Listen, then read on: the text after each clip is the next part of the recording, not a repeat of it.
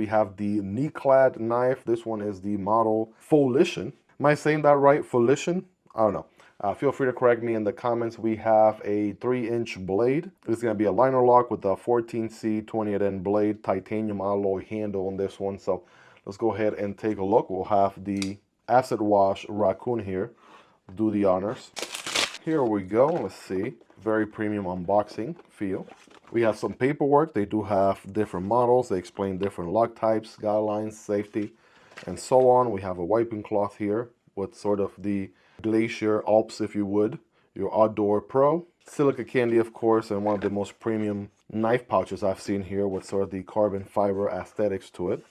Go ahead and get in here and bada bing, bada boom. Here is the knife. So the Folison, hold on. Okay, here we go. First impressions, we got a bee-blasted titanium going on. Let's zoom in a tad bit. Very interesting, sort of slanted rectangle looking aesthetics.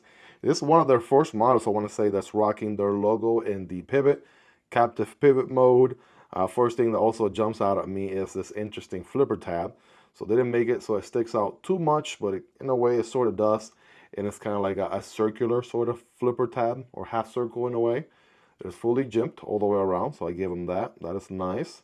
And then we got a matching titanium backspacer back here, titanium pocket clip. So not often you see titanium handle material here with 14C 20N steel. So in a way, you're combining one of the most popular budget blade steels, if you would, with a more premium handle experience. I wonder if they have a more premium steel variant available.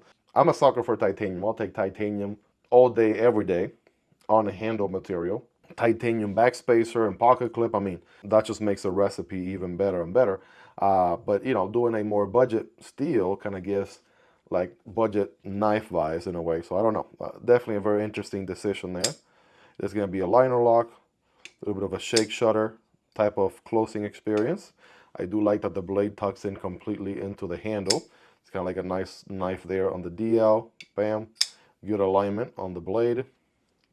Check that out. And we do have a little bit of access here from the show side. Nice and easy to disengage here. Pushing down and to the left. A little bit of a chamfer there on the liner. And that engagement is going to be more or less, what, 30%, 40-ish percent. We can see the D10 ball as well. So pretty standard stuff on a liner lock. I mean, definitely a unique design here. Quite different than your usual, right, sort of knife. Especially with this sort of corner up here. Instead of like a rounded end, right? It's a very interesting design. Kind of like an interesting handle to blade ratio there.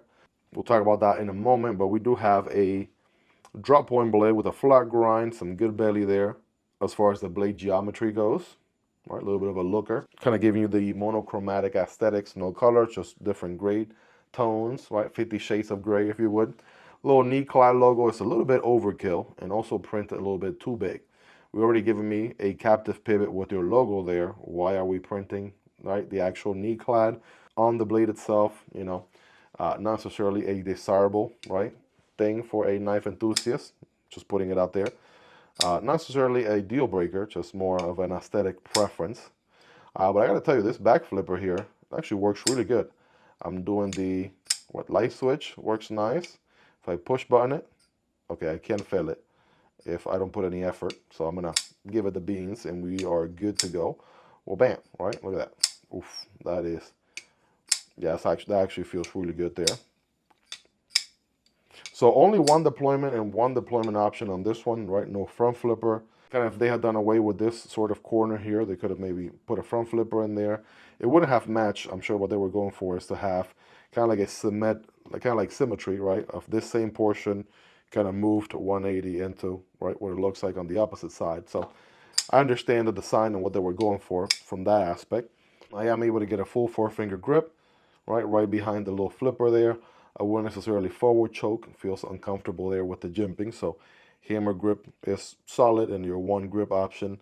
Good jimping on the blade. I do dig that. That feels nice and solid there. This rounded portion back here also feels comfortable. Pocket clip, I do feel it a tad bit stands from, actually goes out from the handle a tad bit. So feel it in my palm. I'm going to go 8 out of 10, right? On that pocket clip, not reversible. Something to keep in mind, but it is a premium handle. Not a premium blade steel, but it is a premium handle here with all the titanium going on. A little bit of T6 hardware. Kind of wish it was TA hardware if we're really nitpicking. But other than that, we do have milling on the inside for weight reduction.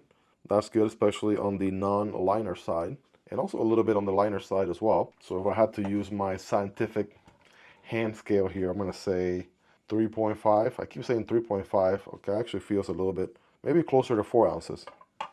There we go. Now we're talking 3.7 ounces, 105 grams. Yeah, so it definitely gives you those little bit of a slightly weightier knife without being, you know, a brick, if you would. Under 5 ounces is great for EDC all day, so you're still good to go there, no doubt. Got some acoustics to it. Also sound pretty nice. You got that overall length coming in at 7 1/4, 7.25. You have under 3 inches on the blade, and we're gonna go with around 2.8-ish, 2.85 maybe. Cutting path is 3 inches, and the handle from tip to tip here around 4.4 inches or so. Two other cool models you're probably gonna also like from KniClad. We got the Ginren right there. We checked that one out recently, as well as the Obsid. Right, this one's going to be a slightly bigger knife here, all blacked out. Both of these are going to have S35VN steel as compared to the 14C28N. And definitely quite a variety there of different designs, the right different handle shapes, blade geometries, what have you. This one should probably be the more affordable one of the bunch with the 14C28N steel. Definitely let me know your thoughts on it. Which one of these is your favorite, stands out to you the most? Let me know down below.